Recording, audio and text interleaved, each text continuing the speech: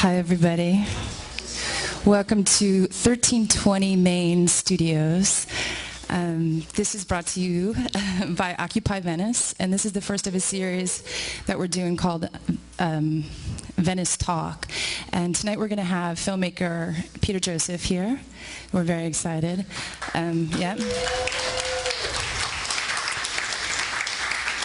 He has made 3 award-winning documentaries, and most of us have seen them. I want to thank, just a couple thank yous before we start, to Jason Lord and Jen Wilding, who are the coordinators of the Zeitgeist movement, to 1320 Main Street for hosting us tonight, so thank you. We are live stream here in Venice, California, to Alex Mahone for running the camera. And of course to Occupy Venice and everybody that came tonight to hear the talk. And shout out to all the other Occupies around the world. So I'm going to bring up Jason Lord, Peter Joseph, Jen Wilding. You can come up? All right,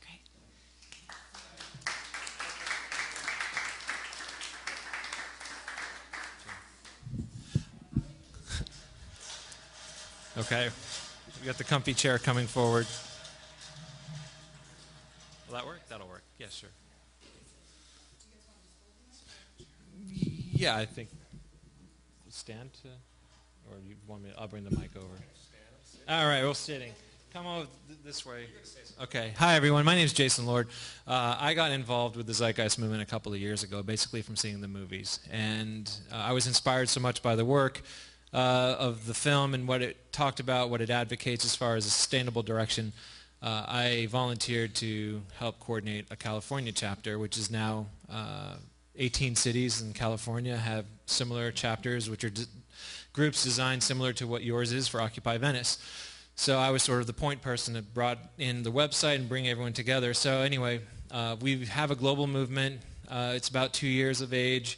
We've gone through a lot of similar growing pains. I actually sympathize and empathize with Occupy Venice for a lot of the struggles you guys have getting organized and getting off the ground.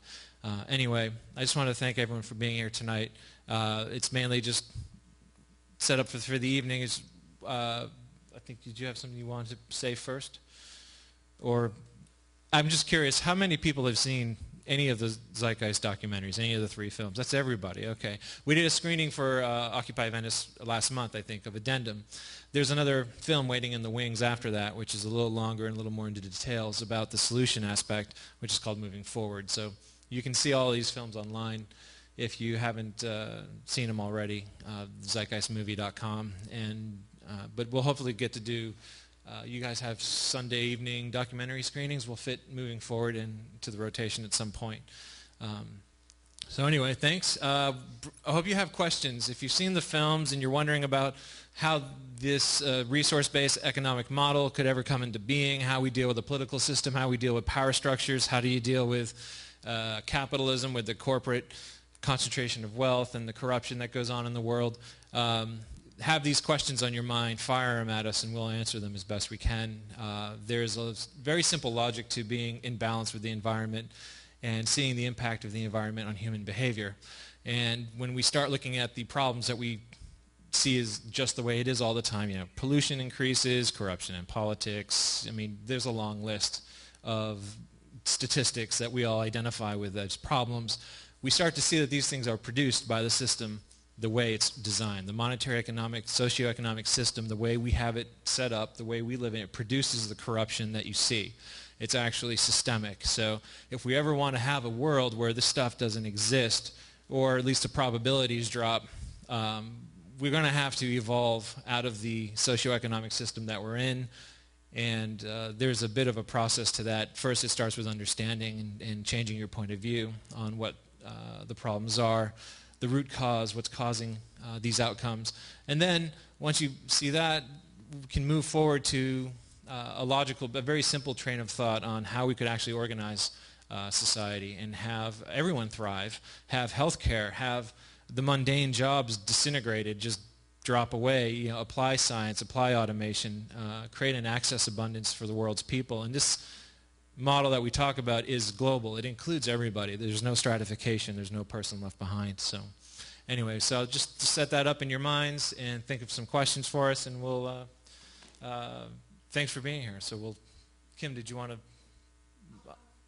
to fire away first? Okay, I think this mic is off right now.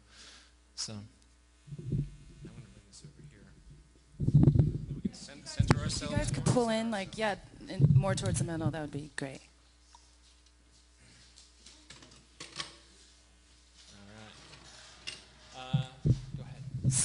So just to tell you a little bit about what we've been up to for you guys. I mean, you guys have been around a lot, the Occupy movement, but so in support of Occupy Wall Street and the social issues it addresses, in the past 2 months, Occupy Venice has we've had an art event, we hosted movie screenings, we screened Addendum, we've had a music event, a poetry event. Some of us have helped set up the stages downtown and the performances at Occupy LA. We've participated and organized a march. A large group of Occupy Venice participants were at the raid of City Hall. I'm sure a lot of people here were there. And many of us are showing up at city council meetings and other political events. Most of us have seen your films. Some of us have followed the Zeitgeist movement. And a lot of us were there for your speech at Occupy LA after the march through the financial district. And we all took in that speech. It was great. So thank you. I'm going to get to my question. So my question is, now that most of the tent occupations are down and people have reorganized like Occupy Venice, in your opinion, what would be the next best step for Occupy Venice and the other Occupy movements? How do we most effectively move forward now that we have a local and global group of supporters and there's this huge wave of momentum? Everybody's communicating around the world via Facebook, and it's really amazing. So we're at this critical point of reorganizing, and just in your opinion, what do you suggest would be next? You guys have years of experience. Sure. Go ahead.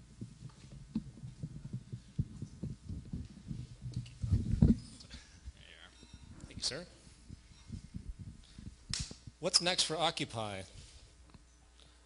I guess until someone starts to advocate a new system or some very legitimate and long-lasting and scrutinizable number of changes that will help some type of resolution occur with all of the problems that are listed and the grievances of Occupy across the world, I'm not quite sure what the next step is. Because if you look at what's happened with Occupy, it's been flattened out as far as the symbol of it, which is the tents and everything else that have occurred. And New York, we all knew wasn't going to last very long. They were working on that one. And LA was very cordially flattened out. And of course, now Occupy more or less exists in the state of mind, if you will. It's, there's not really an occupation, as it were. And that's equally as viable to me. The question is, what do you do? And I think if there's anything that we walk away with here, it's what is the solution? Because if you propose a solution that can be analyzed and logically deduced and then hence understood, and then therefore that train of thought can hopefully overcome the filters that people have that try to maintain this system because they identify with it, slowly that begins to permeate, and then Occupy becomes something different. And hopefully it'll be more of a transformation of the Occupy movement into something that actually proposes solutions.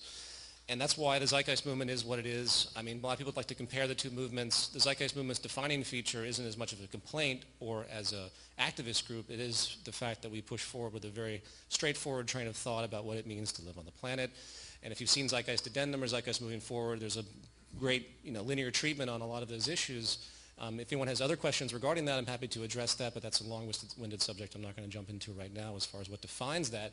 So to answer the question, there has to be some type of project, as far as I'm concerned, a global project basically for redesign that takes all of the frustrations, puts them into utility, and brings people that have the fortitude and education and skill set to basically, in my opinion, push forward with a completely new social system. And that's another huge conversation. I made a little blog thing where I said a parallel government should be created. What I meant by that isn't that you get a bunch of people sitting around and say how they're going to control people like government is today and making laws and all of that stuff. It has to do with what is a legitimate basis, a sustainable basis for society that respects the planet, respects the habitat, and also has the most optimized treatment of public health possible. And that's a completely technical orientation. It doesn't take Republicans or Democrats or liberals to think that way. It's a completely scientific train of thought. So the parallel government, if you will, is really a group of people that are willing to or already have education on the issues that really relate to the foundational operation of society. And what is that? That's resource management. That's what is labor? What defines labor? Is labor really people, selling gum at an airport because they need a paycheck? Is that really the appropriate use of the human mind, which has an immense infinite capacity? We dumb people down. Again, I'm not going to go through the tangent of it, but what defines the most progressive state of affairs based on knowledge we have today in the scientific revolution that we've had since 3,000 years ago? We've had, maybe it's the beginning of the real scientific revolution. It's gone ebbed and flowed through the Middle Ages. And suddenly now society is beginning to realize it has to be scientific. It can't be political anymore. It can't be superstitious anymore. Our survival is in balance based on how rational we apply the knowledge that we've accumulated through our evolution. And there's the real danger. And if we don't do something, all the destabilization that you have now is just going to get worse. And there's plenty of statistics to denote that every element of life support is in decline. All the destabilization, which is unprecedented on a global scale, can only get worse if you look at where the debt crisis is, the unemployment crisis, and all the things that are weeding themselves out naturally because of the state of evolution of technology and everything else. I'm planting seeds here, by the way, for other questions. So I'm trying to work on some kind of way to explain how a new institution, a global institution, can come together. I had an idea. It was called the Global Redesign Institute. And of course, this builds upon other researchers. And I strongly suggest everyone research Buckminster Fuller and Jacques Fresco and many other thinkers that have thought about what a new societal design may be and really latch onto that train of thought. There is no utopian vision, though. There's nothing that you can just say, here it is, and that's it. There's no structural implementation. Technology moves too fast. So anyone that shows you something that says, this is it, they're wrong. It can't be, because by the time that even comes to fruition, considering where we are now, it's going to be long outdated, because the technological revolution that defines our values will continue regardless. So the Global Redesign Institute is something I put forward. It doesn't have to be that, but it's about how do you get people together to redesign society, legitimately create a real economy. What's a real economy? It's the proper management of the Earth's resources and the proper management of public health. And you put those two elements together and you get a self-referring type of logic that comes from the ground up that basically dictates what our values should be if we expect to live in harmony and balance and not have wars and disease and famines and all the destabilizing elements we have now. So to summarize that, some type of organization needs to emerge. I think Occupy is a great stemming point for this, just like many other movements out there like ours. And it has to come together where people say, you know what, we're not going to play the political game anymore. We're going to show the world what a real design of a society may be. And then if people see the merit of it, then the public slowly is educated, and then eventually a new counter-revolution emerges that's not violent, it's not protest. It will basically shift where it stops supporting the existing system and begins to support this other sustainable system. And the whole thing just falls over. As poetic as that sounds, it's not. Can't put that in any other phrase because I have no idea how it really would happen. Yeah. But that's the way I think this type of thing will work. I've given up on political things. I don't think the political lobbying, and I think there are plenty of intelligent people that could be turned around in the political institution, but the game is faulty. The political game is not about actual proper social management in the way that it really needs to be to define an economy. Of course, it's a gangland thing. It's a mafia thing. It's an echo of tribal mentalities. And that's unfortunately where the planet is at large with sovereignty and everything else. So I think I've planted many seeds there. And if anybody else wants to say something about that, we can move on. What? There we go. Oh, I'm fine to respond as the questions. Oh, okay, fine. Kim, I believe you had a list to start off with. Because we're webcasting tonight, we'll ask you to come up to the microphone. Otherwise, the people watching the video online can't hear you. So we'd like to get your questions recorded. So if you want to ask a question, just come up to this microphone right here and fire away.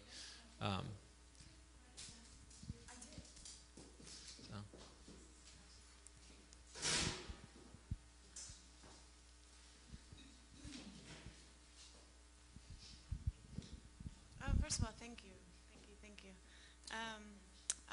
You talk about our economic game of differential advantage.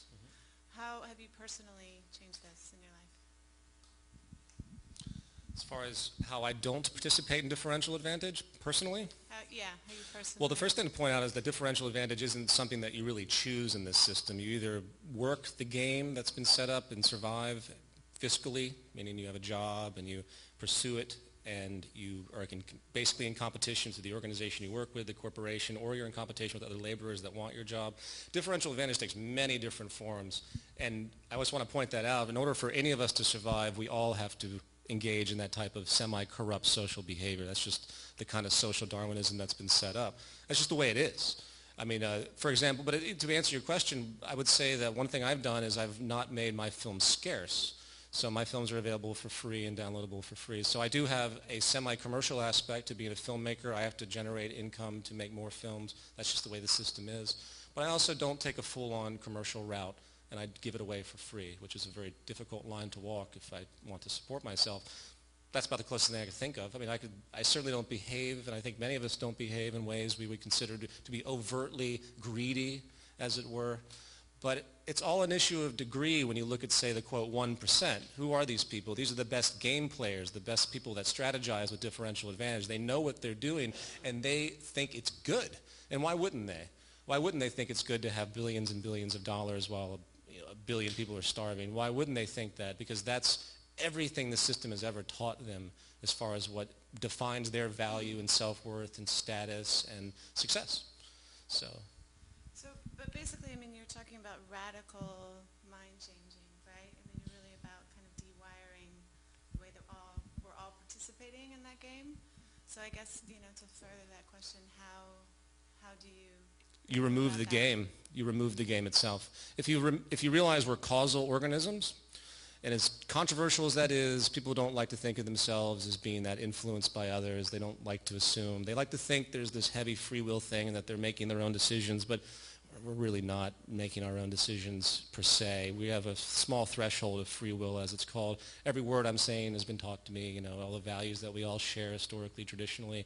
Our political affiliations are all groomed and we're shaped and molded through our lives. So the financial system as it exists, because I used to be a trader. I used to be of the greediest mentality. I wanted to escape from this system. It wasn't that bad, but I wanted to get away, and the only thing I could think of was that. And my focus for many years was how to gain the most differential advantage in every situation I could get, because that's what I was taught. And that was what the environment required from me. I didn't have a moral aptitude for that. All that was irrelevant. It didn't mean anything.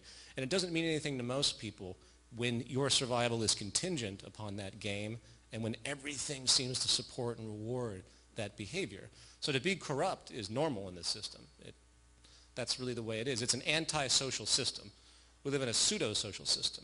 So my point, though, is that the environment is corrupting all of us. And if you want to change human behavior, yes, it's going to take an introspective thing for especially now, obviously, to see how many people are suffering, all the things that's going on in the world, the horrors that really are a consequence of this system, to have that empathy, and then to realize that, yes, you might be able to change yourself to a certain degree, but you're still playing the same game that you've always played.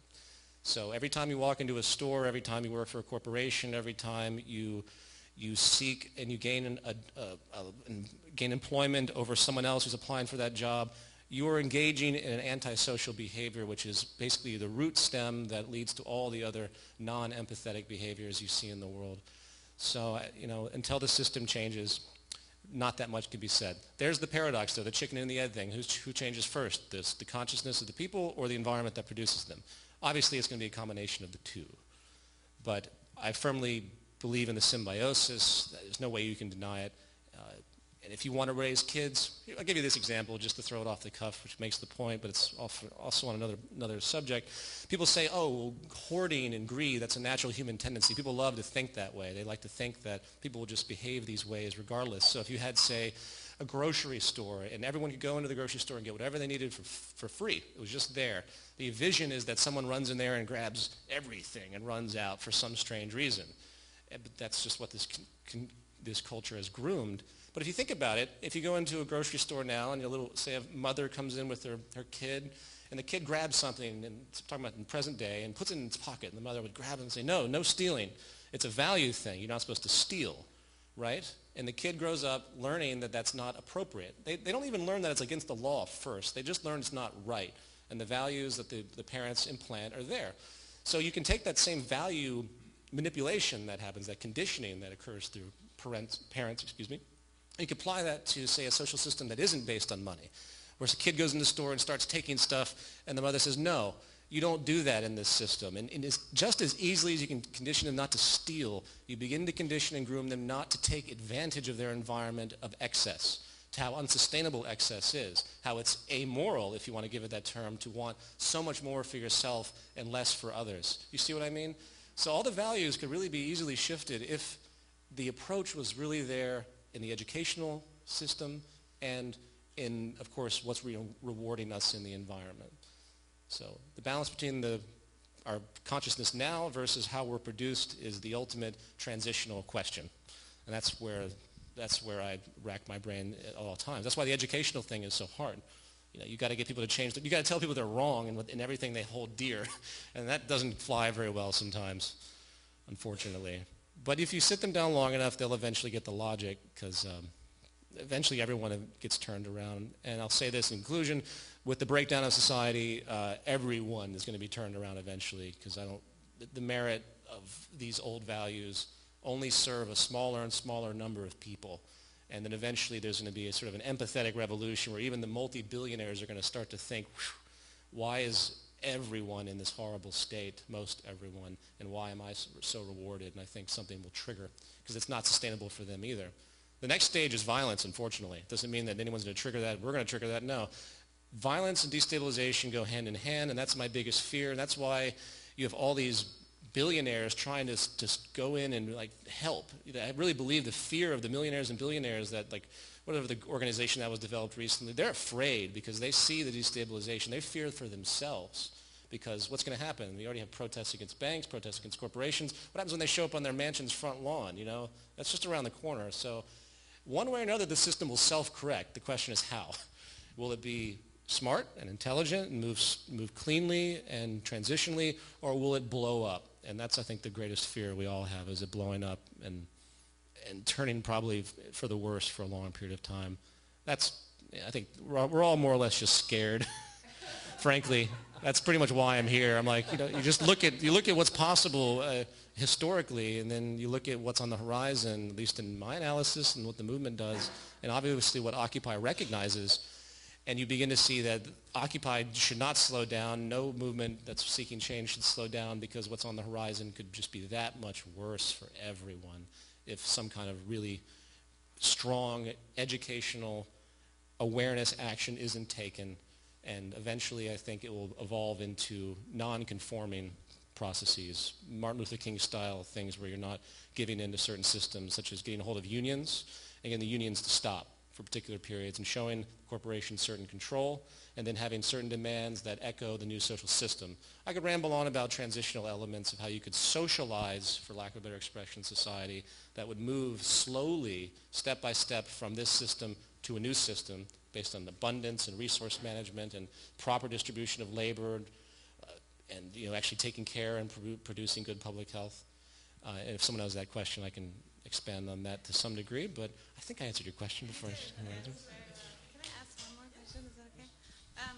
You've taken on a lot of agendas under one roof, and I'm curious if that's been, if you feel at this point, if that's been a detriment in terms of the conversation, and I mean, for me? about that. Well, the project and the nature of the film and all that you're discussing is many agendas, so.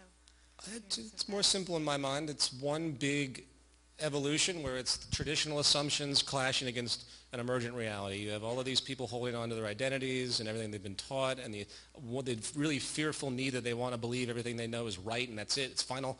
The old cliche of the stubborn old man. He just doesn't want to learn anymore. He's just locked in. That's how society is. It just keeps evolving and trying to lock itself into fixed states.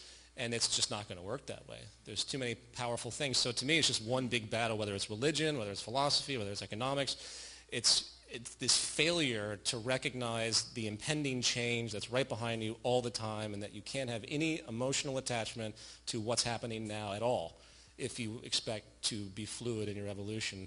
And of course, that's counter to most of human reactions, unfortunately. We're still at that kind of baggage of evolution where we baggage of evolution where we want to have an emotional identification with everything when really, and that's why we advocate computer technology for management of resources, because it loses that, what on one side a beautiful thing, the emotional element's beautiful, wonderful, it defines a human being. When it comes to management, it really gets in the way of what we're doing when it comes to our sense of self-preservation and our fear impulses and the fight or flight, the lower reptilian stuff we have, that dominated us for so many centuries before the cerebral cortex pulled out. We have brains that can think, but we tend to be hyper emotional still, especially when you challenge people's beliefs, especially when it comes to the economic system, which is the greatest religion of all time. So, I hope that makes sense. Jen had something.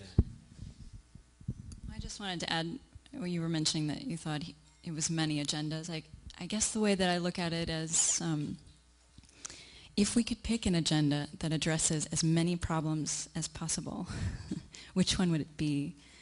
And to me, that's what the Zeitgeist movement is doing, because it's one root cause. It's really getting to it. It's first understanding that all of the problems that we're talking about are essentially technical. Getting that understanding. All of the problems that we're talking about are essentially global. If you really think about it, that we're all connected, that you can only run and hide for so long before it will come and get you. We've realized that our environment, we're all connected. Even economically, we're connected. We're sharing the planet. It's technical. It's global. We need it to be sustainable. So it's about, can we take what we know, intelligent information, which we have the science and technology right now to do this, and decide on a system that addresses that. We just need to do it in a big way. And if we were to take that approach, then we would solve most of the problems that we discuss at events like Occupy, which is why, to me, that's the Zeitgeist movement, or movements for getting off the monetary system, a resource-based economic model, is putting your eggs in the right basket, because it does affect so many things. I guess that's the way that I look at it. Thank you. You're welcome. Did you have your hand up? Did you have a question?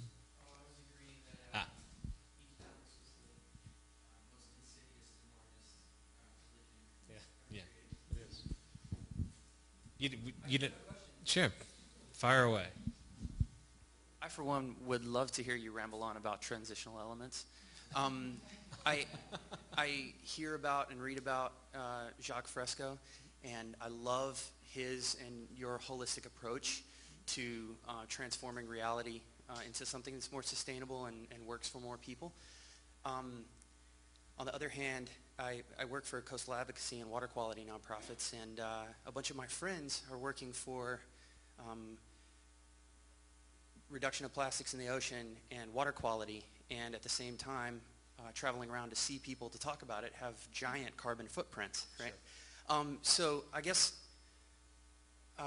my question is basically, if it's going to be incremental, if the consciousness and the logistics are going to have to transform sort of at the same time, or swing back and forth, what are the next steps to changing the system? Well, again, it's subjective, and it depends on where we are at a certain point. If we were to start from now, the observation of automation and its power to produce an abundance, the observation of where science is and the amazing efficiency, not just for automation, but just approaches to how we can revolutionize, and the amount of efficiency that's not being utilized now, which is the beauty of the people like Jacques Fresco and Buckminster Fuller, is they recognize this, and they see that if we could just reduce the waste that's inherent in this system from many different angles of the market system, to the way it's orchestrated through cost efficiency and all of this stuff of planned obsolescence. I won't go down the big list on that one. But I will say that the inefficiency is so vast that first you have to recognize the efficiency that's possible, and then you have to get a concerted effort to apply that. And I would say the first thing you do is you begin to make free certain things where the most efficient applications exist. So we know we can have vertical farms that can produce an immense amount of food with very low nutrient requirements, organically produced. aeroponics and hydroponics, very low water requirements. You can connect them to desalinization. Your mind can run with what's possible to basically create free food with very little human interaction with the farming mechanisms that are there. I mean, of course, most agriculture is automated anyway today, even the non-advanced kind. So what if you had that scenario where suddenly everyone in Los Angeles had access to all the life-supporting food that they wanted? It might not be caviar, but we're talking about a very powerful state that sort of drops all the market share on that level. So then you have energy. I'll allude to this as I go, if I can explain this correctly. Then you have energy as another example. Energy, right now we're living off of deposits in the planet, a very arcane, old, outdated idea. We have surrounded by energy forces that can be harnessed from wind to solar, to the geothermal, the heat that's built in the energy. I'm sure if you guys saw the film, you know all of that stuff. And that can be utilized very efficiently as well with advanced technology, and that would enable all energy to be free, easily. There's many other ways to transport electricity. You don't need the cumbersome utility lines that we do now. So let's just assume that you have free food and free energy, which is technically feasible right now, okay? That would reduce market share by a massive percentage. In other words, the GDP of whatever regions are doing this would drop substantially. So what does that do? It creates an offset. And the more you automate, the more it offsets the destruction of market share. And that will enable a gravity to move one way or the other. Either it fights the automation and the free resources, or it moves to want to push forward with full automation, full making free of resources. So you have a natural evolution if you approach it that way in a step-by-step manner, which could easily be done if you had the permission of government and corporations to do that. But that would be called socialism in this context. You can't possibly have anything, subsidized in that level to provide for people. That's apparently the Antichrist, in the system. That's what it's amazing to me when I see these political people go on and they're so against anything that's even remotely social, even remotely caring, and then they get applause from the audience. Like the brainwashing is mind-blowing. So you could have a step-by-step process like that where you apply the technology, it becomes free, it destroys the market share, reduces GDP. Suddenly everything else has to shift. The labor system has to shift. What you do then is you cut the hours in half. Everyone works half a day. The other people pick up the slack. You have a very systematic way of distributing labor, income. You just statistically figure out what's required based on whatever the price value is or whatever is left to be paid for. And slowly the same process continues. And when you think about all the jobs that have no utility, such as, say, you walk into an airport, as I mentioned earlier, and you have a cashier, all she does is ring up gum every 5 minutes. You could put a big front on that thing and automate the entire thing. There's nothing, if you walk to an airport, it's a classic example of full automation, right? There's nothing that couldn't be automated on the front. You used to have a big, I was going to put this in Zeitgeist moving forward. I was an animation I wanted to do. It was just someone walking through an airport. All it was the front of massive vending machines, because it really could be that way. And not crude either. We're talking about very sophisticated. It's already, the tipping point of that has already been there for a while. You see these vending machines. You go to a Subway restaurant, and you're like, what are they doing? They're in a conveyor line. You can automate that in 5 seconds. It's just waste of life. So that rationale comes in there too. So you start to think about labor not as something that everyone has to have, but you think about it and what's actually applicable, what's the best use for people. And if you really groom people, I think people say they say, oh, that person's just low IQ, they're just dumb, because they're dim-witted because they've been sitting there for 10 years ringing a cash register. Their brains have been wired to do just that. It's a horrible thing. The human potential is tremendous. Even those that you consider to be impaired or whatever, there's still tremendous potential and originality, even in the most autistic individuals. It's just a matter of harnessing those issues. It's sure. I mean, I could ramble on still, but go ahead. Well, I mean, I guess I totally buy into that. If a machine comes along that can make 100 people's worth of work doable by 10 people, then everybody should just work 10% as much, or until it's phased out, or maybe 12% as much, and the guy with the machine makes more money at the same time, right? Right. But the question is, how do you make that palatable politically in our current context, right? The guy who starts the vertical farming is, in our current economic context, going to want to make an assload of money, right? Well, and therein lies the subsidization issue, though. What has to happen is a new level of what people condemn as socialism, where you don't even have to call it subsidization. It's just getting the access to the resources required. So you conscript, is the right word? to conscript? Yes. You conscript is a nice way of saying taking. You get the state to authorize conscription, which is, again, a huge no-no in the capitalist world. But it's required where instead of using money, it doesn't mean you're just taking people's resources and property. These resources need to be nationalized for the purpose of producing this issue, and that's that because it's going to benefit for everybody, and we're not going to have profitability in that area. Now, these have failed historically because all the systems that attempted to do that were extremely inefficient, and they were fighting the monetary system the entire time. The closest thing we had, of course, was the Bolshevik Revolution, which if you actually talk to people, and this isn't to compare the two, by the way, as far as what was traditionally known as communism, but if you actually went back and looked at the people that were involved in that revolution, you'd be amazed at how enlightened the people that what they believed in were before it became corrupted, before the world turned against them, and it turned into a completely different social approach with a dictatorial approach, unfortunately, because they were fighting. There was far too much risk. It was too premature. It wasn't ready yet. In fact, that was the best comment I heard from a 90-year-old woman in the 1980s that was in the Bolshevik Revolution. She said, when this all happened, I just realized that human society was not ready yet. It was the smartest thing I'd ever heard because she was absolutely right.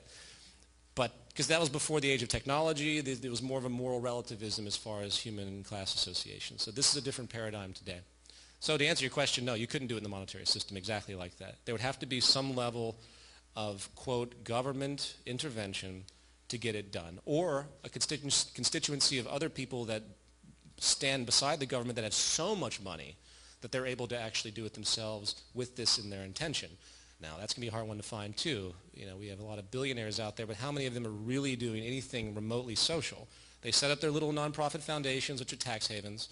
They throw a couple million here and there, which is a vast, tiny percentage of whatever their company's worth is, and they get their little credits to make it seem like they're altruistic and humanitarian. So that's part of the difficulty of it. But it could be done. I could write a whole treatment. I intend to write a transition plan with two different things. One is the approach of a step-by-step, and the other is approach of basically how to get people together to, well, I hate to say it, but basically the grassroots revolution, if you will, where the participation in the current system becomes null and void, and it's more of an overthrow, but nothing like an overthrow you would hear, from in a traditional context. In other words, I don't believe the government would ever do what I just described.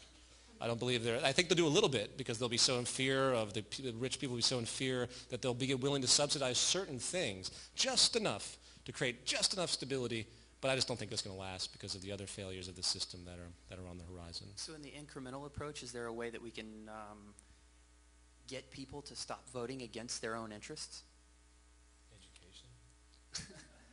Well, you say voting in the sense of... Well, I mean, assuming that the transition is going to take place at least part of the way with our current form of, like, quote-unquote democracy, I feel like there are tons of people who are voting in their own social and economic, not in their own social and economic best interests in our country. Nobody is participating in their own best interest. Right. I'll let Jason talk about that too, but I'll just say real fast that the ultimate paradox of this system is that everyone is doing everything for the short term. Mm-hmm. It's a short-sighted perspective. The profit and survival is so short-winded that getting people to see the broad view. When you have Japanese nuclear power plants that were built with financial deficiencies that slowly they were not designed properly to withstand the earthquake, and now you still have fallout and all these atrocious things that you don't hear about in the media. No one's immune to that. It doesn't matter how much money you have, you can't build something to protect you from all the radiation that's coming in. No one's immune to nuclear winter if we ever reach that point of nuclear war. No one's immune to the real global problems that the system has been perpetuating and creating. And I think that's the ultimate realization, that the symbiosis is overpowering. So, sure. As far as this voting against your own self-interest, if you mean it in I see it as the political context is a limited context to see that concept in. Every time you buy something because it's cheaper, you're voting against your own self-interest. Just by the mere use of a monetary system, you're decoupled from what it took to get that, whatever it was you bought, to you. And, in the broad view, there's like a average 75% resource waste for you to have whatever it is you took at this microphone, for example. Or globalization, which yeah. exploits slave labor for many different things. The system reinforces, right, the multiplicity with all the different phones and all the crap that it's going to go into a landfill, and the rare earth elements that took millions of years to form that are in there. That will be junked as valueless when the faster one comes out. I mean, it's crazy. And so we, without even thinking about it, are constantly participating in against our own self-interest, because that's what the system requires us to do. So outside of the voting for a dictator for 4 years, once every 4 years, there's really not a lot of participation as far as that goes. I mean, this comes up all the time. Did you vote for where the roads go? No. Did you vote for the space program? No. Did you vote for the transportation system? Did you vote for where the stores are? Did you vote for anything? No, you don't. And then there's this whole rhetoric around, well, you vote with your dollars. And it's just like, you're only as free as your purchasing power in this system. So those people, it's stratified. There's a mass of people that have no vote. They have no say. So that's complete nonsense to make a statement like that, thinking that there's this level of equality that doesn't exist. So anyway, so when you use that phrase, voting against your own self-interest, you also explain the context in which you mean it in, because the political context, they're not there to represent you. They're there to represent the establishment, to keep things going, to keep things just comfortable enough to avoid unrest, which with the environmental impacts, that mentality will fail eventually. It's ecocide to keep doing what we're doing. So they're not going to be able to keep the comfort level up environmentally, even though they just talk about money sequences and GDP. And then voting against your own self-interest, it's required by the system just to compete, just to pull money out of the money supply so you can have access to things that were probably against your well-being to make to begin with, yeah. And the servicing too. It's a service. Oh, yeah. It's a service system. The whole system is based on service, not resolution. So whether it's cancer, whether it's your car being broken, the entire thing is based on the necessity of inefficiency. If there's anything that's the absolute antithesis of what an economy should be, which is preservation and, of course, good public health, which is the point of the human relationship, it doesn't want any of that. And that's what makes the conundrum so powerful. Is right now the efficiency is so staggering of what's possible. It's just incredible what we could do. This system would not sustain itself if any of those efficient methods were put forward. And that's really the ultimate evolutionary outgrowth. That's where this system is phasing itself out. It's not, it used to be good. Everyone used to be a producer in this system, so you'd fish and I would cut down trees. And that made perfect sense for some kind of barter system and all that stuff. But now it's a completely different revolution of technology and the tools that we establish. And we've just completely transcended everything that's defined the current economy. And back to that point, now everything we do is the antithesis of what good health is. Everything, from top to bottom. You can't escape it until the system's removed. I just wanted to say that I think that some of what is key is that there's a window of opportunity where there is a collapse, in that a lot of the secret is in the community, and what's going to naturally happen among people who are concerned citizens like yourself that are trying to make it work is very similar to what Occupy as a whole has done. Meaning, right now I know that they're going to foreclosed homes, and so that's a little bit of a mindset that we could tap into, of noticing that the reason why we have homes, and then we have people that need homes, and it's not that we don't have homes to put them in. It's that we don't have a working system. They're not able to work the system in order to have those homes. So it's not a resource issue. And when we start to focus with enough people to realize it's not a resource issue, we can do this with community. You'll start to see, well, here's a lot of resources that nobody can even operate because it's not part of the system, right? But how can we create something from it? How can we take community and take our existing skills and create something from that? And I sort of feel like that's at the heart where things are going to start. It just needs to continue. The important thing is to keep the goal for something that doesn't also become into tribalistic communities, to recognize this is still temporary. We're going to do this until we get enough people together and can start designing a system that's global that carries these same values. But I think that's the secret. And we don't really know all the opportunities that are going to be available to us yet, but I like that Occupy, to me, is really great. It's like when you think about occupying property. You're there, people can see you, and there's a statement in that that we kind of found out, well, yeah, you can't just do that. You can't just do that, but there's a statement in that when enough people set out to do something, you can do it for a little while. So how many more people can you convince to do something, create something, to help become sustainable in small groups, but continue to educate so that it doesn't become still, because that's still a position of scarcity. Use that environment to really get the values in that we need to transition off onto something global and take the skills that we have, because people who are losing their jobs are technicians too. I mean, I knew someone in Illinois who built the computer that replaced him, and that's happening. So you have people with high level of skills that all they need are the resources to create something. Could be high tech even. Please. My question is how you sustained the movement during those growing pains stages. Does that make sense? Because there's about half of us who have been here for Occupy Venice from the beginning, and it's definitely been this ebb and flow of personalities and wants and needs, and I might know the answer to this, but I'm curious about your experience and if you have any feedback or wisdom about how you guys sustained the movement through the growing pains. Wow. There is an ebb and a flow, and there are a lot of people that have splintered off and done their own thing that aren't, like I'm one of the few original core volunteers, basically. You'll find that there's always a small core group that understand the direction and see the necessity for it, and so their actions are just based on that. I guess I've just learned not to manage my expectations, really.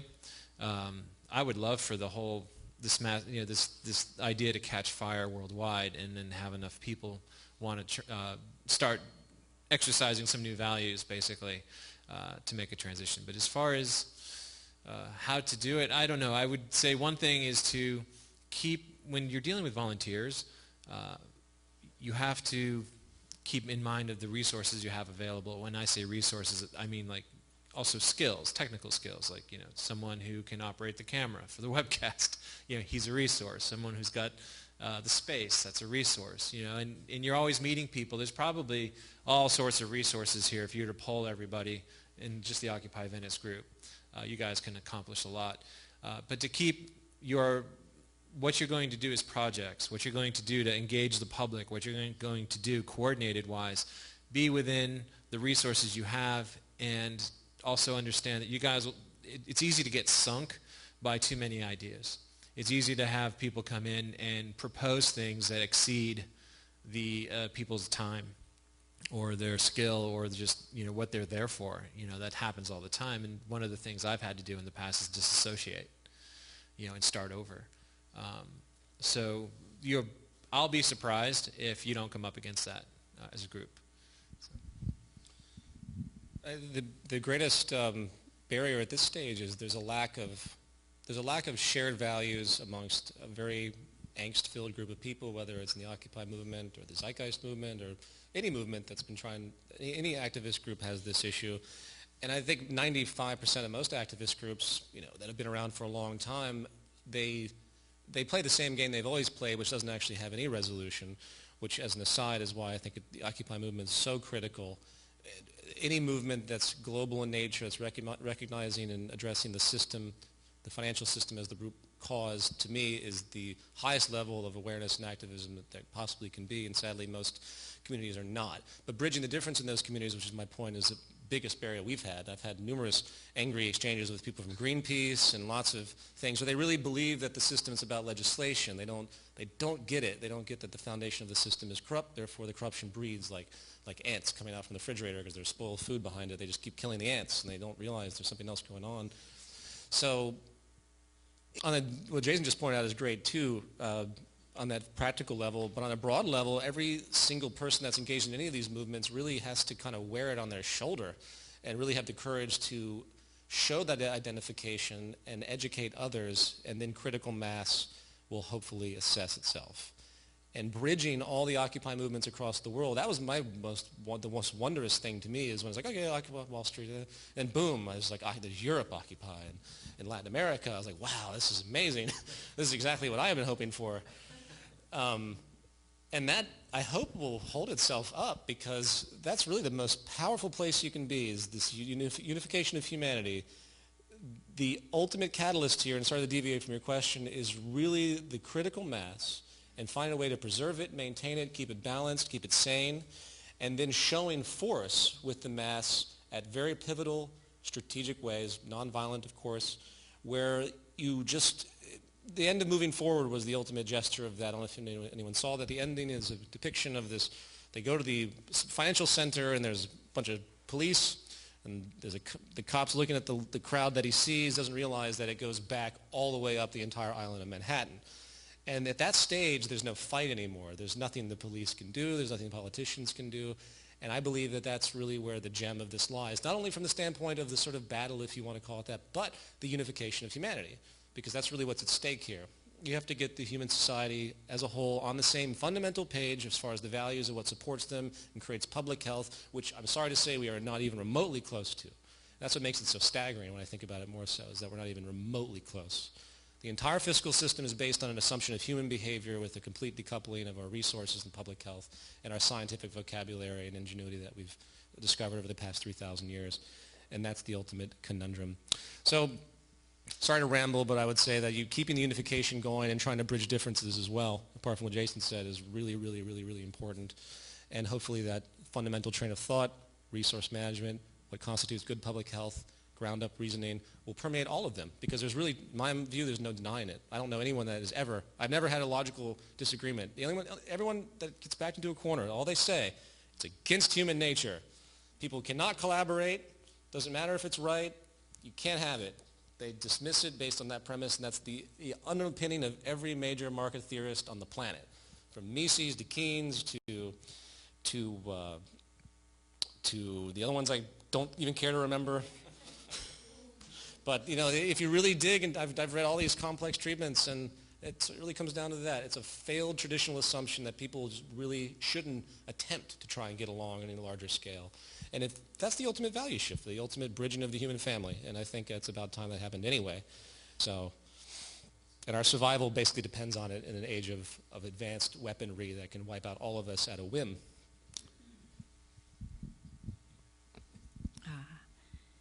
So speaking to a group wanting to build momentum as a movement, being a part of a movement that has had its own ebb and flow, I sort of feel like I feel your pain because we've been in it for a few years. And what I've come to learn from my experiences is that what has helped the Zeitgeist movement is that we are behind a very solid set of ideas. So one of the complex things about organizing anything, as I'm sure you've come to learn, is that requires people stepping into roles, taking on responsibilities, and becoming viewed as a leader, and then immediately becoming demonized in some way, or because we don't want any leaders. So how do you work with that? Because there's a need for people to take on responsibilities, and there's a need to also have everyone feel they're contributing. The way that we've done that is that we started out with a solid set of where we're going, a solution that we're holding to. This group is a little bit, you have a common anger and, just discord with what's going on. And that's what's brought the group together, and I think that's why it's huge, because that's huge common ground. And as soon as it's global problems, yeah, we're seeing everybody can relate to this, and they may not even have answers, but they can relate to not having answers. They can relate to this is not what life should be like. There should be something different. I don't know what, but so as soon as you come to a set of solutions, you'll probably start to see division, unfortunately. So I sort of think it's to Occupy's advantage that the common peace element that has been growing is just unrest of we need something different, and to keep that going. As soon as you pick one thing, you're going to have people immediately say, that's not what I would have picked, and step out. And then maybe even argue with you or fight with you, and then you think, wait a minute, I thought we were all in this together and creating a solution. And that's happened even within our movement. But what we've been able to come back to is, but we had this from the start, that this is what we're for.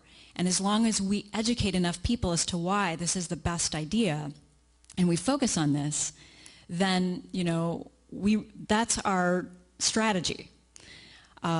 So I would just say that's one thing that has been something that always reorients the group, and that you can't really take it too personally, because it's always either there's a personality conflicts over something and you work it out, but if it's something over the main thing that everybody's focused on, you can easily say, no, actually that's something different than this, and wish them well and say, what I always say is, it's not going to happen with one movement, it's going to happen with many movements.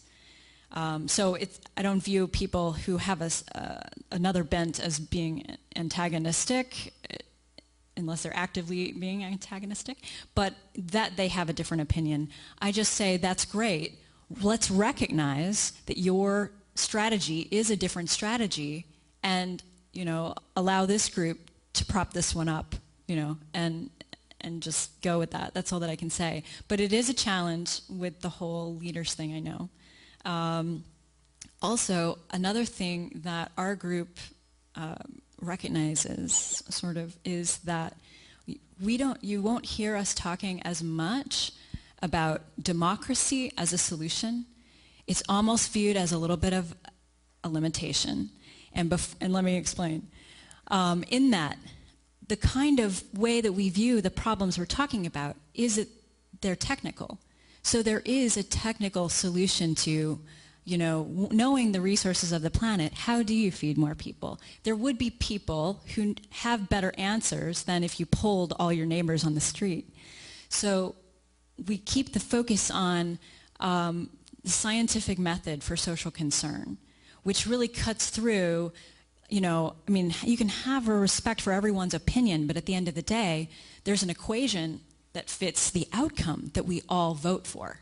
So what we're voting for, in the democratic sense, in our movement, I guess I should say, is a shared outcome of we want community, we want a global system, we want technical solutions to be implemented. And when I say that, I hope that you know that I mean they'd be forever improving. It's not the end-all, be-all utopian, all problems solved. There will be new problems, I think, and I would welcome that. It's about time for some new problems. Yes. I don't know about you, but I'm ready for some different ones. I mean, this whole war and poverty and all this needs to go. Intellectually, we've moved beyond it. We just need to, as a system, as a people collectively, create something that allows us a better individual experience as well. So I don't want to negate that a lot of people are very passionate about individual expression, but how much more expressive could you be if you had your needs met and a high standard of living, and everyone around you is happy with their standard of living? I mean, as far as content, where else can you go? More and more progress. Different problems, like I said. I don't even know what those are yet. I'm sure there would be. So not totally contented, but as far as, not having the grievances of just basic things, clean water, clean air, food, shelter, health care, there's no reason why people should be denied these things, and I think we can all agree on that. So in that sense, if we can get democratic behind a shared outcome and then seek technical solutions, that's what I think would be the best route to go. On the leadership thing, because it's hard for me to hear the stories of the people who step up to try to get something done in any movement and then immediately get demonized and cut down for having the courage to show some initiative. And the Los Angeles coordinator for the Zeitgeist movement said something I stuck in my brain about a month ago. And she's like, leadership isn't a dictatorship where you're just telling people what to do. It's by your actions that others choose to follow and participate. So it's basically, if anyone's done Landmark, it's inspiration. You're inspiring other people. So it's by your actions that others would choose to follow. So that changes the context of this view of a leader from a dictator to making decisions for you, to telling you what to do, to you want to participate because you see the merit in the action. And that would be something that hopefully could help anyone who steps up to initiate something, that they not get demonized and shot down right away just because there's this fear around the word. Yeah, so. Fear keeps people from stepping up. Yeah, I mean, if who wants to step up into a hostile environment to initiate something? So.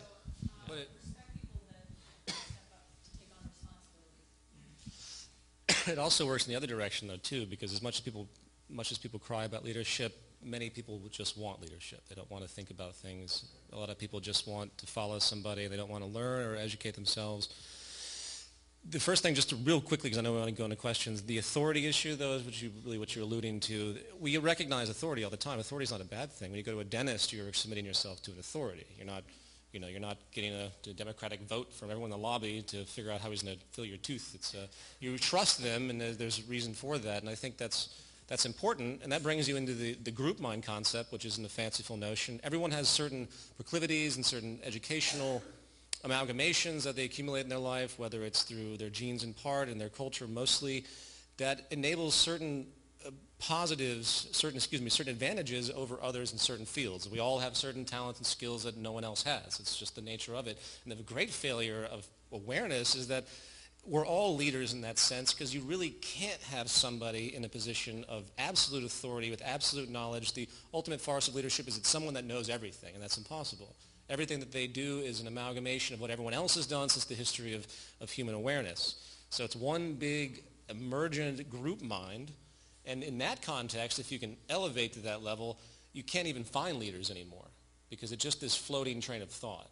It's just this general collective educational flow. There's no sourcing. No one's inventing anything. It's just a free flow.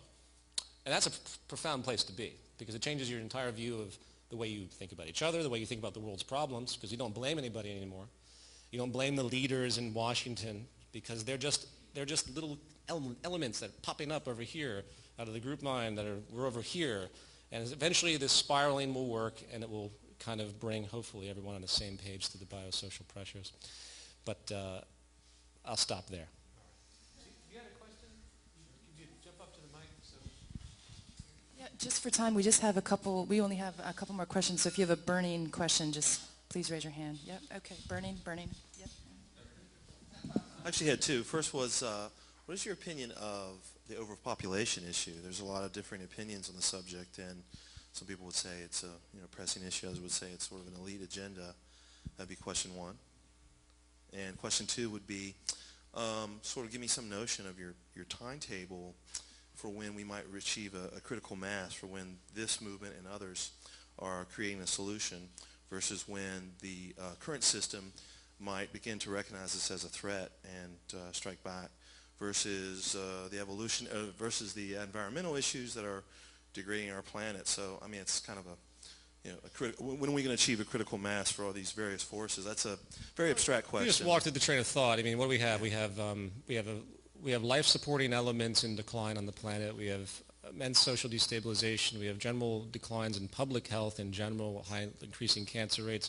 There's basically everything that's going wrong is slowly accelerating, and I think it'll just be a matter of time before the human lifespan begins its tipping point too. And that will be the ultimate sign, I think, which has already happened in other regions, just not in the West yet.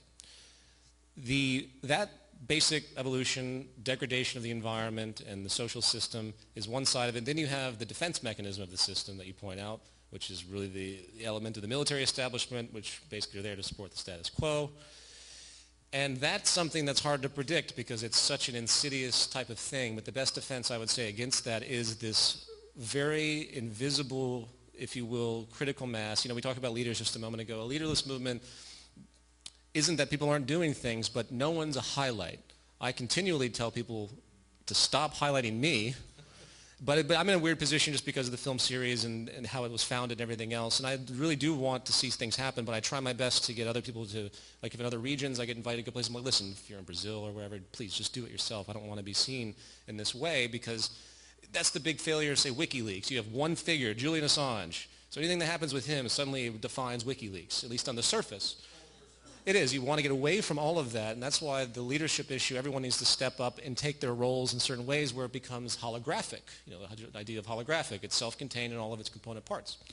And I think that is the best defense you could possibly have. Because if you look at the history of COINTELPRO and CIA and FBI and Malcolm X and Martin Luther King, there's an immense history. It's really beneficial to learn from when it comes to how they work to address leaders. You probably read about how this PR firm submitted a proposal to a series of corporations to work against Occupy, where they were going to, they pointed out how they were going to discriminately find the leaders and they're going to work to exploit them, to demonize their character. This is public news. Did you hear about that? It was amazing. But it was nothing new.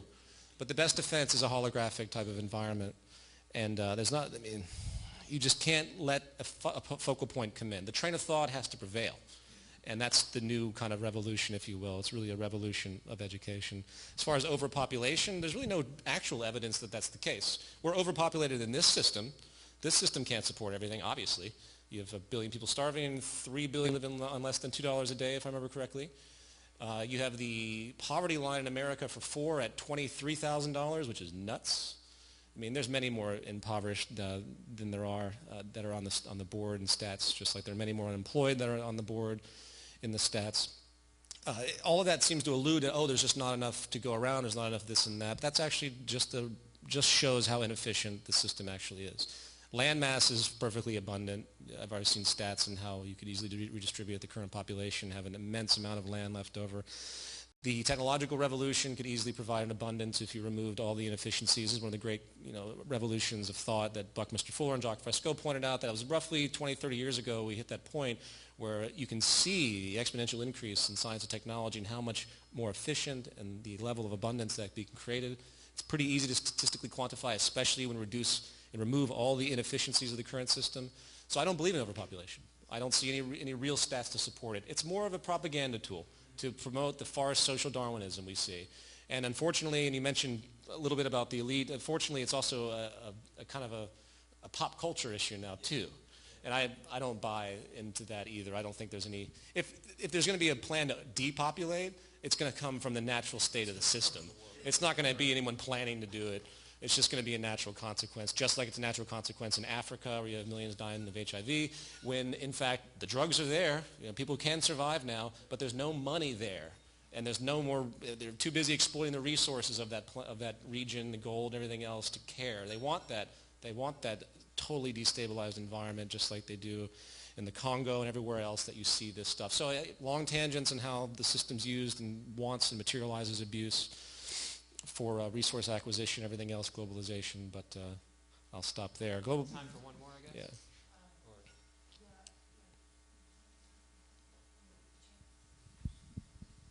I understand that on a community level, it's important to come together to create community and do projects. Maybe that's time baking or permaculture or community currency. On an individual level, how do we pull out of the game?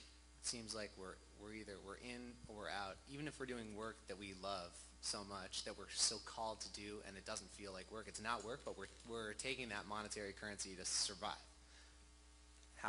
What's the transition? What does that look like?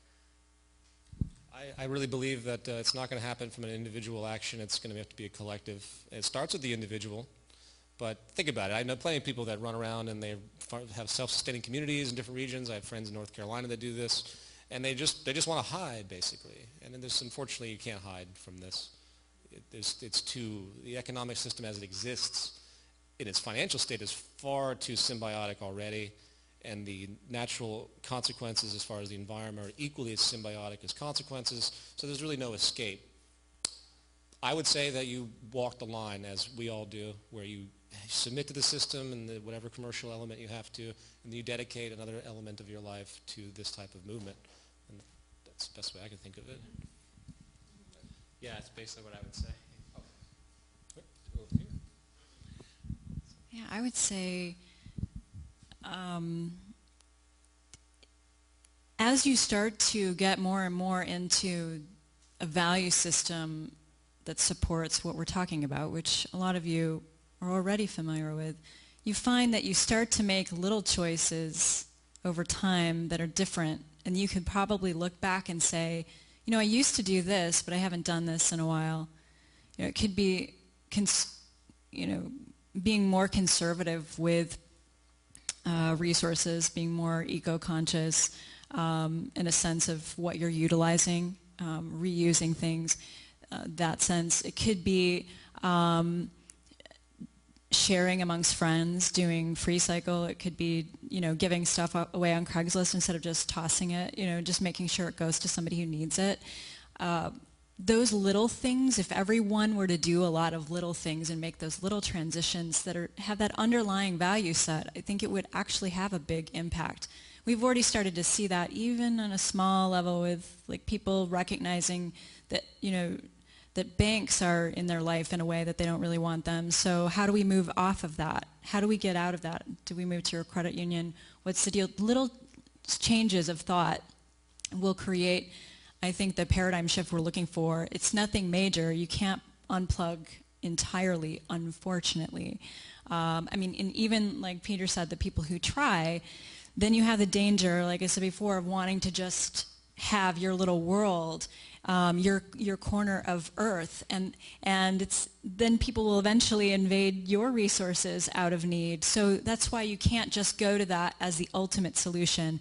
But you're going to need to start taking provisions to have an awareness in your community of how could we be more sustainable if we need to be, and making those connections. Just those little things. Just turning off the television of programs that do not support, and I say this, and Jason works in the television industry, but oh, come on, but I know how to webcast. So. Or put better stuff out there, put informative things out there, things that support a different value set. In other words, stop engaging in the things that people are creating for, the mass media effect. And the more people we can get to be turned off by that stuff, the less of it I think we'll see, and then we'll start to see a gradual transition. But I think it's very small adjustments, if you can imagine, making those that will make the difference overall. Lots of people doing that, all coming through education. Sure. Okay, go for it, please. Hey, thanks so much for being here. This is awesome. So the question is pretty much Occupy specific. From the beginning it was, the energy was completely focused mostly on occupying spaces, attracting people to the movement and getting the issues out. Now that the whole eviction of our, right to peacefully assemble has come out, what is the best or the next step that you would feel, or what is the most pressing issue that we need to fix in order to actually make that better world? So where do you, well, that's a great question. There's all sorts of small awareness actions. Really what you guys are doing is an awareness campaign. It's not, you guys, you feel the problem, and you're trying to get other people to feel it too, and really draw attention to it and say, yes, we're serious about this. The ultimate tool of the establishment that is being used against you and everyone else is divide and conquer, which is what has been used since the beginning of everything. You can go back and read Nazi documents that were written in full statistical treatment on how to divide up any type of opposition. Divide and conquer is a very old notion. And the greatest problem with any large movement is that either the division happens internally with people that don't get along, they don't have a clear understanding of what their problem is, the problem and hence the solution. And as Jen pointed out, you really want to alienate people, you start talking about solutions, because most people just like to complain. And they're just not ready. They're not ready to really focus on anything and think that way, unfortunately. So the greatest thing that needs to happen in the broad view is the unification, and continuing that in the tightest way you possibly can. And somehow a larger organization needs to merge. In the Zeitgeist movement, we have chapters. Crudely, we have about 1,000 chapters stretched across 70 countries. And we have meetings, there's chapter meetings, it's in a kind of a reverse hierarchy where we have a level of data flow. You can go to the site movement and read about all that stuff. And while we're still small in number and holistically compared to world population, it's quite amazing to see how tight we really have become, especially when everyone's kind of sharing the same solution, which is amazing. It's one thing just to have people complaining again, but I'm continually impressed by what's happening, even though it's small. And to me, that's the ultimate seed. And then you do one of two things. You create solution-oriented projects, and then you create disturbance projects that are legal and nonviolent that will disturb the system just enough to draw even more attention to it and maybe even force recognition to the root problem that you're addressing. As I mentioned earlier, you can engage unions, you can engage people. It's one thing for a union to say protest with you guys, it's another for them to engage in a concerted effort to stop what they're doing for, say, one day. Imagine what would happen if 50%, here's the example I use, which I don't advocate because it's kind of meaningless, but if, say, if 50% of the United States population decided not to pay their income taxes, do you honestly think the U.S. government can go after and prosecute every one of them? The power is in numbers, and that's the ultimate chess game here. And that's why the movement does what it does, and why I can't talk about that enough, and that's why all of our strategies are around creating a global human mass appeal. And the moment you have that, the moment you show that, it becomes self-protective. So you assume you have an Occupy movement over here in one country and they get really oppressed. You make sure the network is strong enough where people come to your aid in a public awareness campaign. There's a massive new world of media and blog that can really stir things up. And now things that hit Facebook and things like this, they actually get to the news now because it moves so fast. So you create a self-protecting network that's global, as large as possible, which is, again, what we're trying to do too. It's really the same goal if you think about it. We just really have a pretty discrete solution we're trying to put forward. I mean, at the end of the day, and I hate to ramble on this, I really believe the Occupy is just on the edge of what we've been talking about for a long time. This isn't about the movement. It's about just the train of thought. If you want a sustainable society that's balanced, that doesn't have conflict, there is an empirical, near empirical train of thought that can be established and understood. And once people are permeated with that, there's no turning back. I mean, we've really messed ourselves up psychologically. I mean, I walk around, all I see is inefficiency everywhere. All I see is absurdity and obnoxious. I'm completely ruined. But that's part of the process. So do whatever you can to keep the strength of it going and create programs and projects that are always in concert globally. That's why we have global projects too. So, sure. I was going to say, one of the things that we really are up against is that there are a lot of traditional stories out there that say that something like this is not in the cards from one way or another. From a nationalistic perspective, there are stories, our people versus their people, us versus them. Religions, there are stories. Our God, would want it this way, da-da-da-da-da. The key is to try to find where we have common ground that we can all agree on, and that's where there isn't a story, but a technical reality that we can access. And I'm not saying stories are bad, but I'm saying any opportunity you have to expand someone's story to allow this reality is going to help immensely, because we really need to move out of the mindset. The only thing keeping us from moving into a sustainable direction is people thinking we can't. So the more that you can help wherever you are, even as an individual, to just even interject, not in a combative way or debating way, but even just to ask a question that allows somebody to think, well, could it be that could we do this technically? And if we could, how would you feel about that? is that wrong to do it if we could, and things like that, and just engage people in that sense, and we can sort of break through, because really, if you look around, reality doesn't match so much of what the stories are about how life is supposed to be. Or even then if you played the game right, then you would have your nice little nest egg and retire. That's not working for people anymore. They need a new story. And yet some of them, even so, are sticking to the story because it's the only story they know. So I would just say, find the story and find a way to say, you know, I know you've mentioned that, but can you think of examples in real life where that is really applicable? Or do you think maybe there's something different going on? You just expand it a little bit, and I think if all of us are doing that, we will be engaging the world towards this paradigm shift that's necessary. One more? Okay, cool. How you guys doing? Thanks. I heard you say that you liked numbers, so I got a couple numbers for you. This is just something I happen to be playing with today. There was an article in the local paper back in September that one of the elementary schools had to have a car wash to raise money for toilet paper because the budgets have been cut back so many times year after year after year that they don't even have money to put the toilet paper in the elementary school, so they had to have a car wash for that. While on the other hand, by the end of the calendar year, the United States of America will have spent nearly $4 trillion on the war in Iraq. So I did a little math. I figured out the size of the planet Earth, which is 500 million square miles. You guys, Earth is your thing. It's huge, right? Yeah, that's right. You could with the money.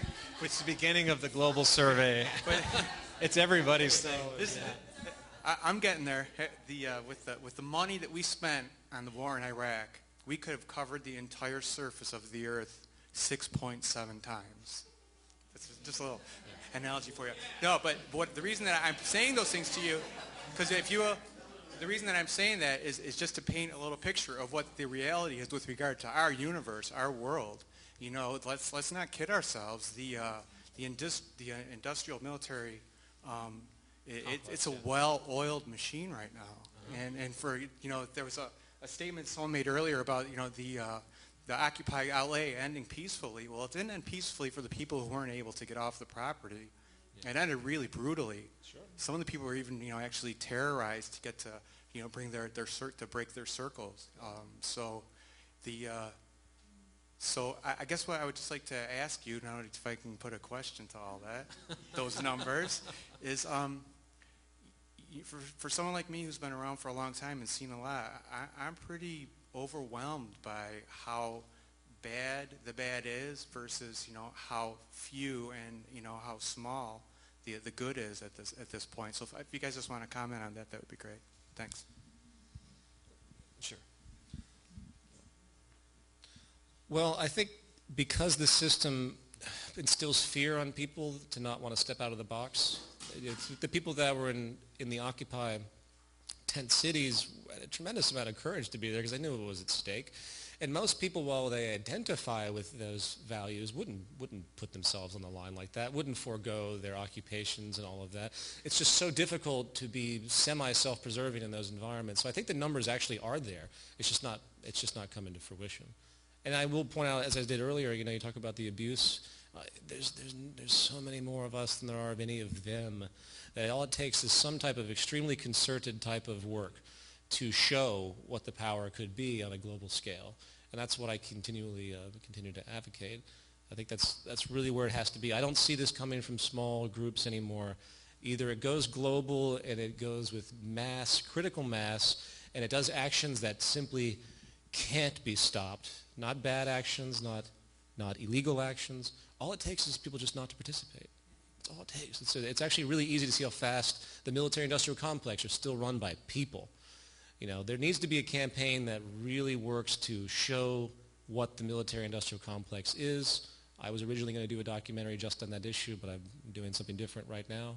You could have in huge, the banonwar.com. You can be amazed that if you think about it, you could begin to create a subculture that moves against so many pivotal establishment ideas that eventually will be brought together into one.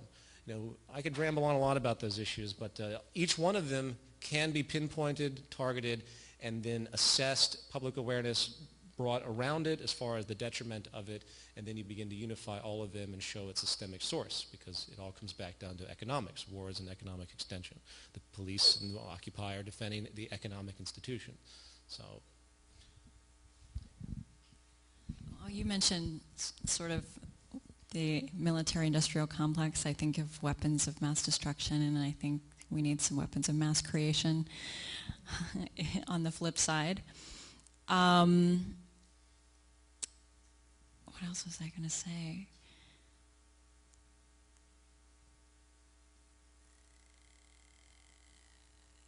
It's one of the things as an individual and an activist, it's easy to get bogged down with the negative. I would just say, try to temper what's going in of negative. We get really excited about the blame game and, oh, look at this, and passing it along. I do too. Oh my gosh, can you believe this? Be conscious that you're part of that, and try to balance it out with something that is, look at what we can do with technology. What if we did this? Try to balance out your language and communication, and if you could even eclipse it a little bit of the, with positive, with just what is possible, then I think you will feel better, and people around you will feel better, and that it can be possible then. Because really, like I said, what's keeping us from this is people thinking it's not possible, and the more and more we circulate all the negative, and even this, there are things that are appalling and jaw-dropping, and there's some sort of factor in that. It's why that's all you see on the news. It's so easy to get really, really depressed about things. Make a concerted effort to notice what you're putting out, what you're sharing. It's fine to talk about the problems. Try to point somebody in a possible, solution, a different way of thinking. And if you even that out a little bit, I think it'll be a little bit easier to get by. And I think that's where our strength's going to need to come from anyway, is helping to build ourselves up by what is possible. All right. Thanks. Kim, did you have anything you wanted to close out with? Or I don't know how we are in time. Do you have time for that? It's up to Grant from the studio. Do we have, yeah? Yeah? Okay, Are you guys? At the mic so we can hear your question on the... Thank you for being here this evening. Sure. I'm involved with the Sangha of Thich Nhat Hanh. I don't know if you guys are familiar with him, but through his Sangha, we're getting involved with setting up sustainable communities that are largely independent from society at large. And I know you did touch on that and how that really isn't sustainable for the long term. But have you guys, or the Zeitgeist movement, thought about implementing this parallel system that you have discussed by creating some sort of sustainable communities? Do you want to touch on that? Or? Okay. I'll just say real fast, quick fast answer is no.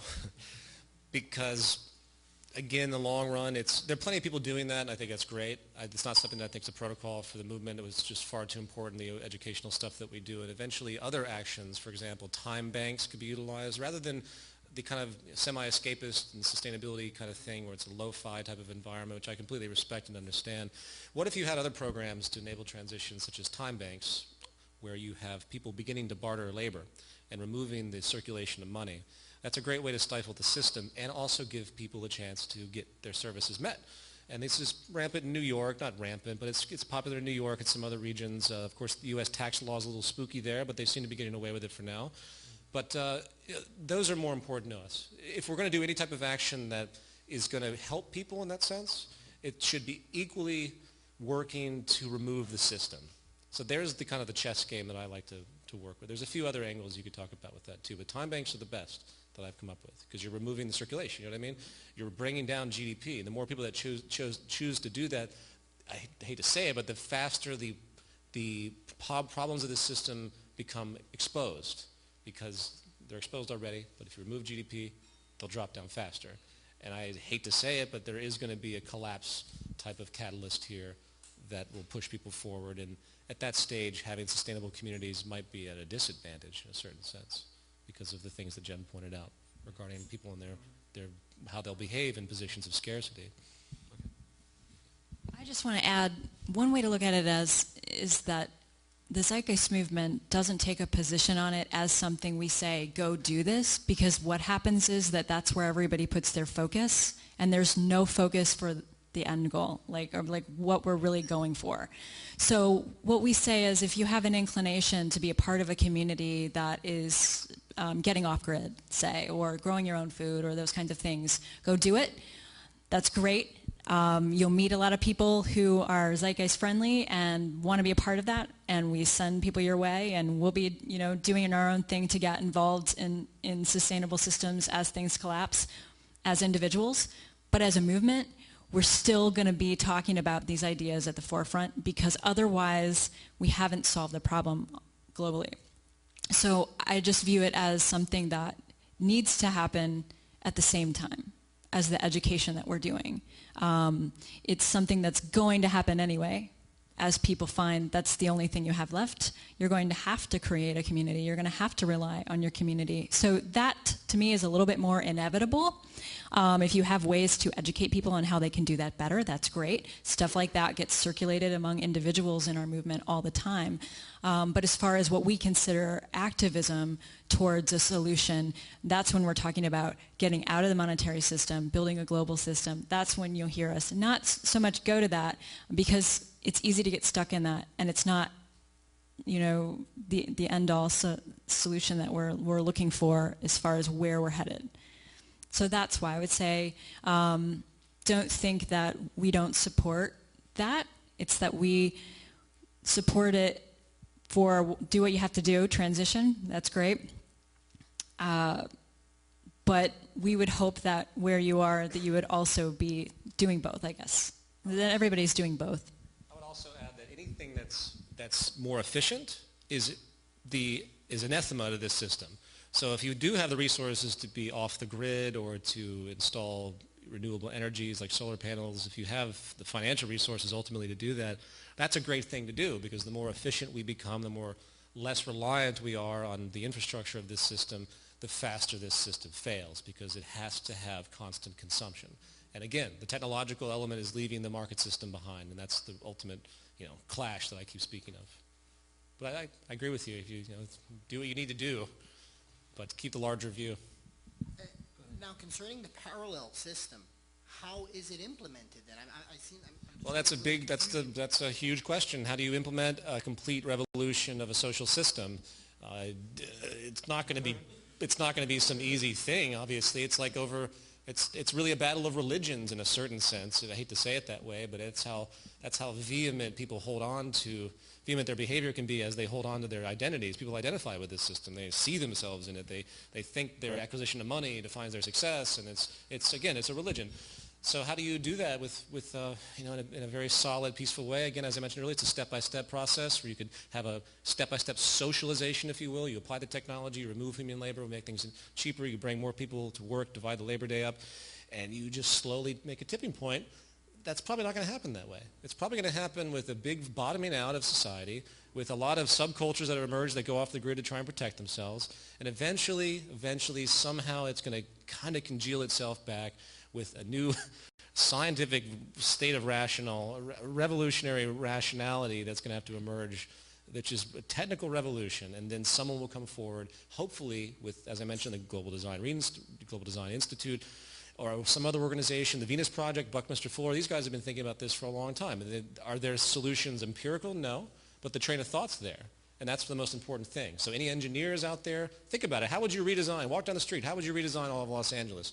Why? Don't you think it's kind of silly that we have all these stoplights that are completely uncoordinated and you're just sitting there burning gas? You know how much gas is burned sitting at these red lights? That's just atrociously, but most people don't even think about that. Think about all the people that get killed by cars why don't we just build little pedestrian walkways that go over the top of these things? That seems logical, doesn't it? Or maybe underneath, as they could do in New York. Or, there's all sorts of things that your mind will run with as you get more creative when you see how inefficient things are. And hopefully that type of design revolution will emerge. So what I hope to implement, this final point again, to plug this, is this Global Redesign Institute, go nonprofit, which is literally a huge team globally that's working and sharing the group mind technically to figure out how to redesign society from the ground up, region by region, block by block. And then eventually you have conferences, and you bring whomever to a conference and say, boom, here's the whole west side of Los Angeles, completely technically redesigned. No money, they're not thinking about money, just think about what's possible. Think about what's technically viable, mathematically possible with the resources and state of knowledge we have now, with the ultimate protocol of efficiency, abundance, and self-sustaining elements and all those things as the rule, which is what defines an economy. So if you can get people to do that, then you'd be ahead of the game. Unfortunately, I don't know of one institution that really does that. Even those institutions that have solutions that are floating, none of them have applied them to anything I've ever seen. So to me, that's I think, is the next step, the actual application to show the world what's possible. And then from there, people will ask the question, why aren't we doing this? And there you have your transition. The actual system, the global system, would first consist of taking an inventory of all the resources on planet Earth and then going from there to decide like how things would need to be designed. So that's why even if you designed it in small communities, it would undergo a complete redesign because it would need to factor in all that's global. And without money as a limitation, that's another factor too that goes beyond what is possible in the actual design. Well, see, this is kind of what I was thinking in that regard, is that if you have a prototype where people can actually see it, right, then it may raise awareness to an even higher level, because all of this, as you were saying, is about raising awareness. That's right. Really the bottom line. People don't see outside of what they've been conditioned to see. People only know what they've been brought into. And you'd be amazed how many people, when they hear this stuff, the light bulbs that fly off, because they never even pondered such a thing. They don't even ponder what a world without money would be, or even considered what, having free resources and how that would work. It's a religious indoctrination, and it blocks their creativity. And that's the biggest barrier, ultimately. It's the value of barrier. So I agree with you. That's why I think that's a good idea to have the design type of quality. Even if it's just on gesture, though. It doesn't have to be 100% firm as far as relationship to the empirical assessment.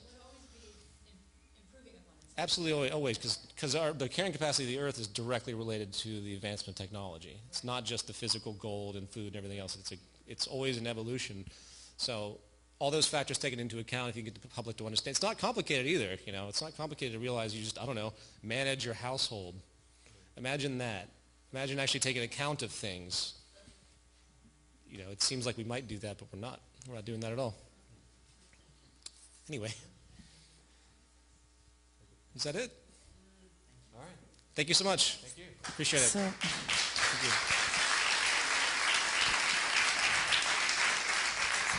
So we just want to thank Peter, Jason, Jen, and 13 Main Studio. This is Grant, one of the owners of the studio. He just wants to make a very quick announcement. So thank you, everybody. Thanks, Grant. Thank you. Thank you. This is no mistake that you're here tonight. I also started earthprotect.com, which is 4 years ago. I started this environmental website with the idea from image to action. Okay. I'd love your help. You have an environmental story, you have an environmental video, you want something to change, this is a place to put it. We help get the story out. That's it. We don't gain anything. I completely pay for everything that happens on the site. This studio helps to pay for it. You being here tonight is supporting that. And thanks for coming. Great. And I'm taking pictures as part of an art project. If you're interested, I'm right there.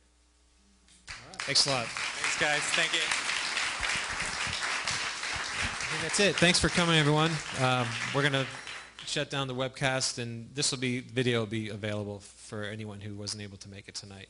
I'll get it to the appropriate party, so you can repost it and let other people see it. So, cool.